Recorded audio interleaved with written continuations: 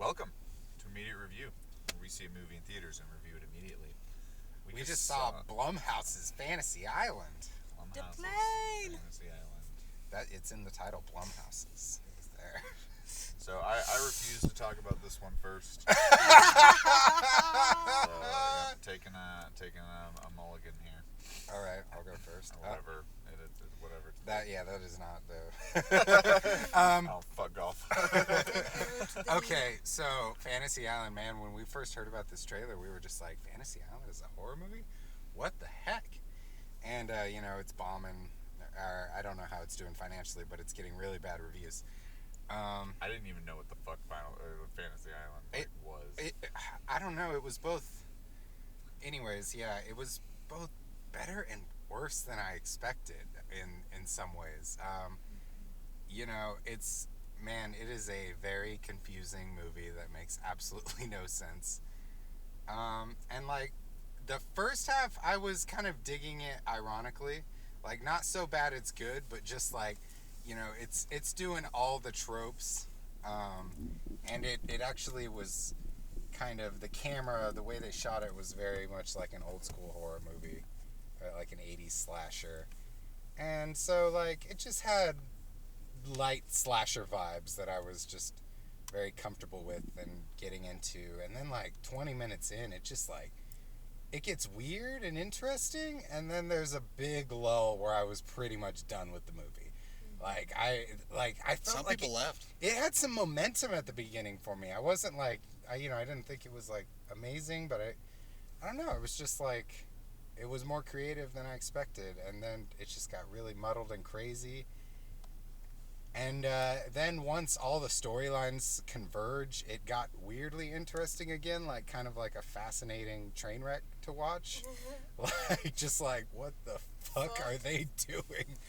So, yeah, I think the beginning and the end is like, it's like an okay slasher, then it's just like a really kind of bad episode of Lost, and then it's a bonkers episode of Lost.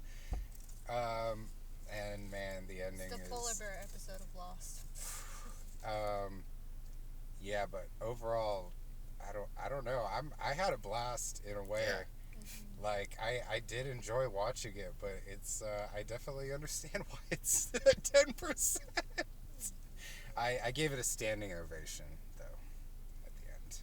An ironic standing ovation. I did. It was an ironic standing ovation, but one I nonetheless. clapped on purpose. All right, Person, you want to go next? Yeah.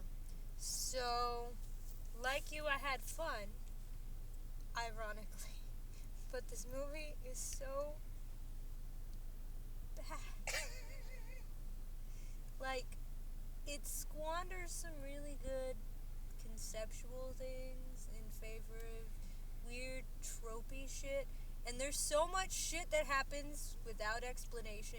Like, the amount of times things happen or characters show up places or things appear without any explanation. Yeah, it's just like non sequiturs are very normal.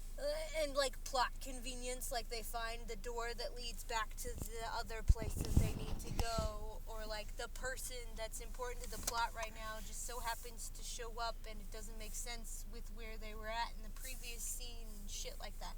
Like, happens constantly, like every 5 minutes something like that is happening, and it's like, how many people wrote this again? I can't remember. 3. And okay, that makes sense.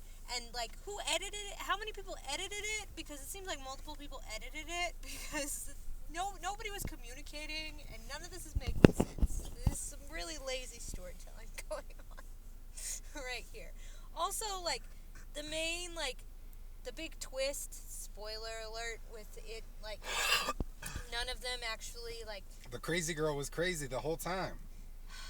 that whole thing was so stupid. And it's like, it's like that she was bullied and had a hard time and all of that, and then her fantasy is to get revenge on these people that ruined a date she had one time. How did she, like, individually choose them? How did Was she she did like, that hey, information I want wouldn't you have to been pick the public? 5 most important people, or did she know each and every one of How them? would she I'm pretty have sure known she that? obsessed over it.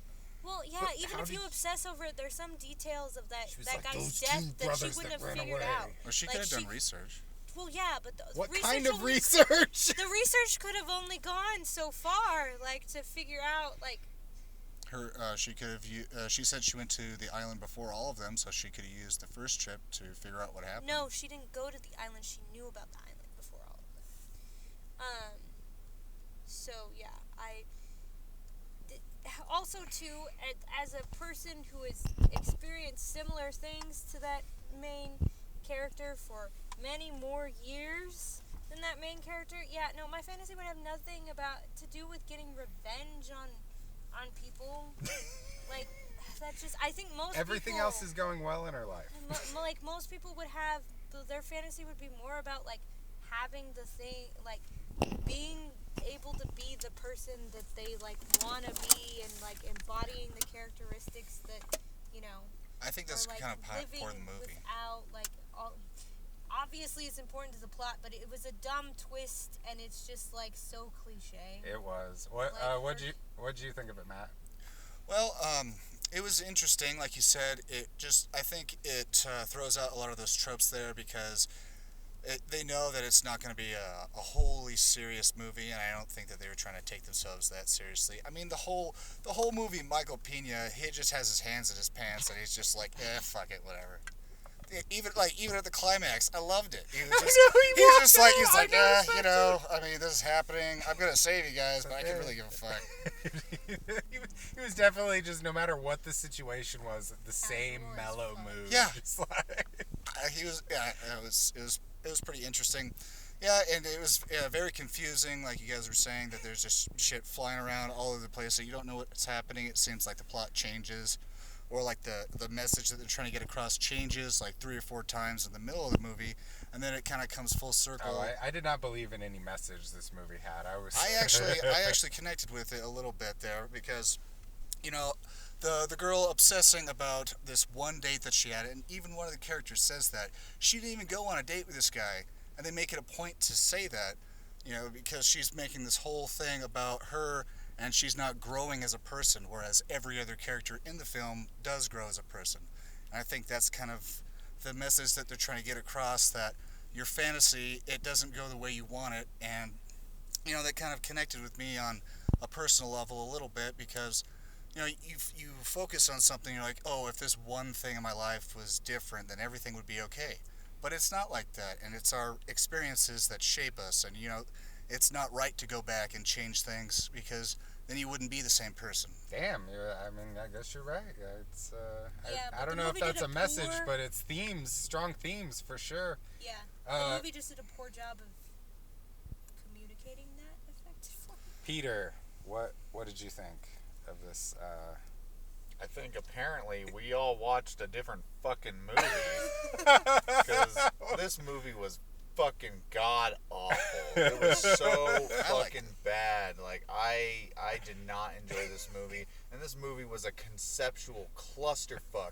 It had no fucking idea what movie it wanted to be. No. Is it a romance comedy? Oh, I know. Is it a horror Every movie? fantasy Is it a war movie? Every fantasy was a different genre, and Yeah. that's what lost me. Yeah, Because yeah. the first 20 minutes, it was like, this is a horror film. We are a horror movie, and then it was just like,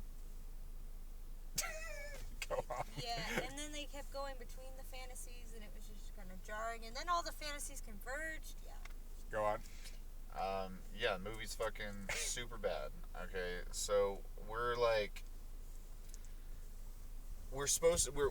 introduced in the movie with like a standard horror stuff, like girl running through the fantasy Yep. island and whatnot. She's getting hunted down, and then it switches to like, I mean, I guess I can like give it a little bit more leeway because you mentioned the classic horror. Oh, they step off the Color plane. It's and like, I'm the whatnot. slut, we're the stoners, I'm the jock, I'm the it's stuck-up like girl. fucking complete cliches.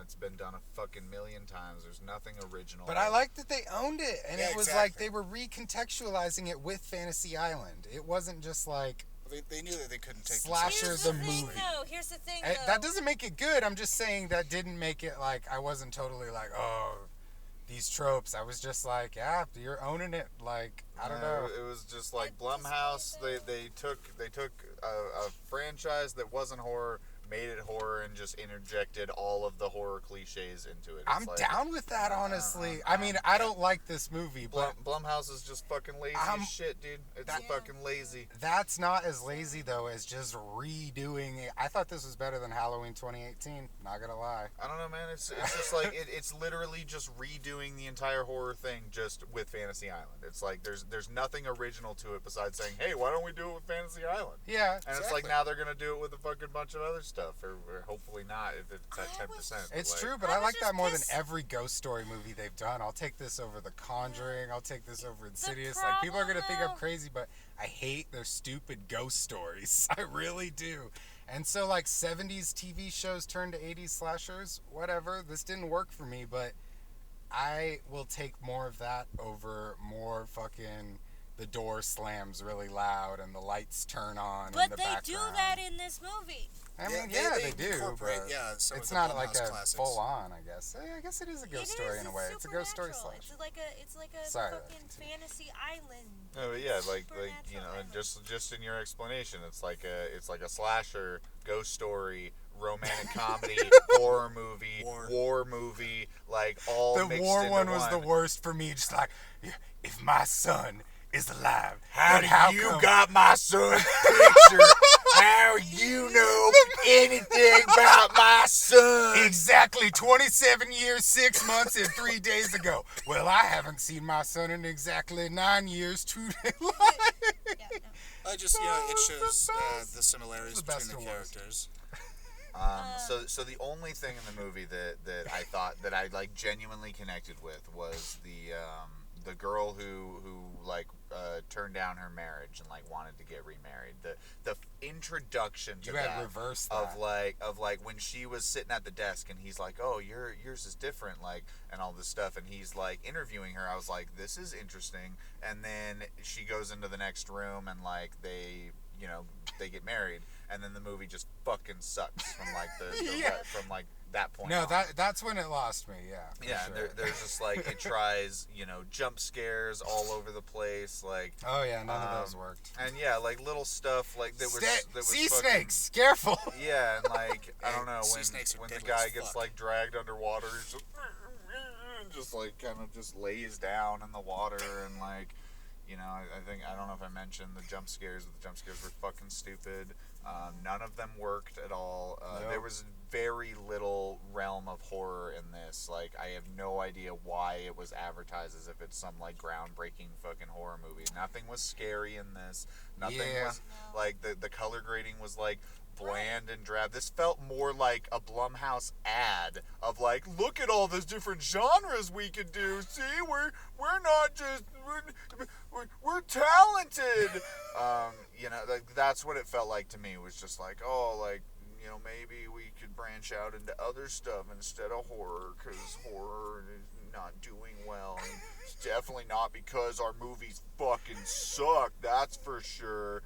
We made Get Out. That was good. No, they financed Get Out. That's what it's like, no, but that they're, anytime somebody makes a movie and they're like, oh yeah, like, we're connected with Get Out, they gotta say they're connected with Get Out. It's like Jordan Peele made that fucking good, not Blumhouse. I'm both like with you and not with you, because I hate Blumhouse and I didn't enjoy this movie, but when I break it down, it's top 3 Blumhouse for me. It really is. Like, this or Get Out, this, then the new Halloween. I think those are the 3 best Blumhouse movies. Yeah, all of those are awful. Even just coming up Get with, Out like, is awful?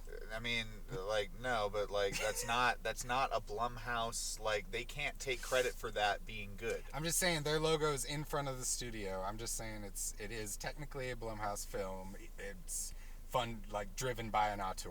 And all the ones that aren't fucking suck ass. So it's like they don't get that win. Sorry, that's a Jordan Peele win. Like, Blumhouse doesn't get it. Like, even Happy Death Day. Okay, Happy Death Day is better than this. I haven't seen that one, but in my mind, even making a top best, like, a best Blumhouse films is like is pointless. Oh, it's man, like, we are getting into downvote territory. I can see Conjuring 2 fans just being like, God damn it, fucking The Conjuring's awesome. Yeah, wasn't a huge fan of The Conjuring. Tell you the truth. First one was okay. Matt likes Blumhouse movies. They're occasionally good. You like a few of them, right? I have the Insidious movies, but Yeah. I don't watch them. I think I've watched them like one time. If you each. like them, man. But I like yeah. those The stories. only thing Insidious was the writing. Yeah, I don't think I have too much more to say. That's Uh, basically Are we where gonna I'm go at, for man. It's like I knew this movie was gonna fucking suck ass. Like I'm just like, I am so surprised Mampton was actually able to like pull a theme out of this one. Like you pulled it out of a goddamn hat, man. But you fucking did it, dude. Analysis complete, man. Dude, it's I true. was so fucking checked out. I didn't give a shit. Well, I've just been going through a metamorphosis myself, fairly similar to the characters of the movie, and that's how I was able to connect with it. All right, I'd like to talk. You went onto an island where you like were part of a woman's fantasy because you killed some guy. Yeah. There's one last thing. There's one last thing I want to talk about. But person A, you got any final thoughts? Well, like, okay, so the whole concept of this island, they could have done some cool, like, I know it's been done to death before and everybody's familiar with the whole monkey's paw thing, but they could have done a whole cool monkey's paw thing and they fucking didn't, and it just makes all of the fantasy shit seem pointless and weird, and like all the ways that the fantasies start to turn seems unnatural, and like it like doesn't fucking work. I will say I did really enjoy the brothers. The brothers were fun and funny, and that was They're very positive. I like that. That's I true. like- They were the only characters They're that the every only time they character- came on was like, screen, you I was know what? smiling. This doesn't fit anything. Their in color the grading was tone horrible, of though. the movie. They had the worst color It doesn't grading, fit I the think. tone of the movie Or at no, the all. soldier It doesn't scenes. fit fucking anything. those I like but like the they're gray fun. skies. Yeah. Are just fucking and that's awful. it. That's all I fucking care about. Like I'm really- laughing during these parts. I'm smiling during these parts. I love whatever. buddy stoner comedies. So Yeah, that's it. I was like, okay, so I'll take a break from. the it's a rest buddy of the stoner shit. comedy. Yeah. I just really like Michael Pena in this movie. You know, he like learned something, but yeah, the whole time he's just like, Casual. He's- as fuck. yeah, he's just so casual. I loved it, and he's like, yeah, I guess I'll stay. Hey, Uh, you want to stay too? I thought there was gonna be like oh, a the Tales. tattoo drop is. Hold on. That was awesome. That's what I want to talk about. I thought at the end there was gonna be some type of Tales from the Crypt Twilight Zone where like it's an ironic ending where it's actually a bad ending because like the whole thing actually is a like, oh, you get a fantasy, but whoa, bum bum bum, the fantasy goes wrong, and so what's her name, the blonde woman, she gets her fantasy and it's perfect. A-okay. Everyone gets off the island. Everyone gets what they want. Fantasy completed. Yeah, and I her didn't fantasy understand. is unclear. She didn't get her fantasy. She gave the other girl her fantasy. Yeah, but it wasn't. But it's still a fantasy on hers was Fantasy the Island, most and monkey therefore it paw. must. She gave the crazy girl's actual fantasy, knowing that it would turn against her. So that's why it worked. But at the same time, it wasn't her deepest desire, so it's like weird. Well, her desire was to be with that guy. That's why she did the whole thing. But he says the events must play out naturally, and they literally manipulate a fantasy to create an unnatural series of events. That's true. Yeah, the rules are fast. But I understand how they did it, or why they did it that way. All right. So, Tattoo. Tattoo. He's the The plane. he's the little dwarf guy from the original who went, da plane, and he's quite possibly the most iconic thing about Fantasy Island. Mm-hmm. And they didn't go with it. Well, I mean, this is technically a prequel to the show. Well, Well. nah. Because it's Tattoo. No, hold on. So I think it's really you could tell they were like, oh, we can't cast a dwarf guy. People might not like that, and it's like, because in the original, he's just like a little simple guy we all make fun of, and what you do, I think it would have been cool if they like cast like a Peter Dinklage or Warwick Davis, and made him just like a super wisecrack, intelligent like dude, and I don't know, just kind of own Tattoo more instead of like The being re- afraid and being reveal. like, how can we change this and kind of change this.